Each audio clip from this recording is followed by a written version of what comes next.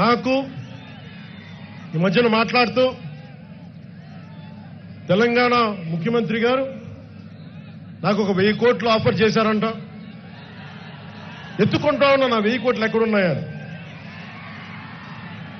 పవన్ కళ్యాణ్కి 1000 కోట్లు ఏం కారణం 10,000 కోట్లు ఆఫర్ చేస్తుండాల్సింది బాగుండేది కదా, వినడానికి కూడా బాగుండేది.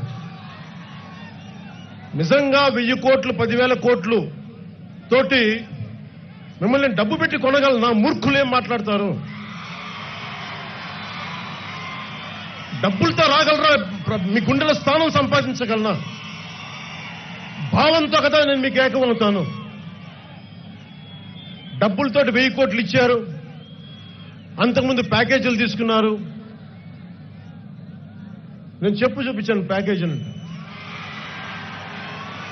అదేదో ఫారెన్ విదేశీ బ్రాండ్ కాదు, అదేదో విదేశీ బ్రాండ్ అనుకున్నా నేను వేసుకున్న చెప్పులు కాదు. తెనాల్లో ఉంటారు మా వెంకటేశ్వరరావు గారు అని చెప్పి,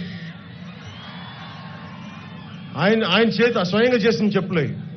చాలా గట్టి దెబ్బ కొడదు ఇంకోసారి పిచ్చి పిచ్చి బాగుళ్ళు వాగుతారు.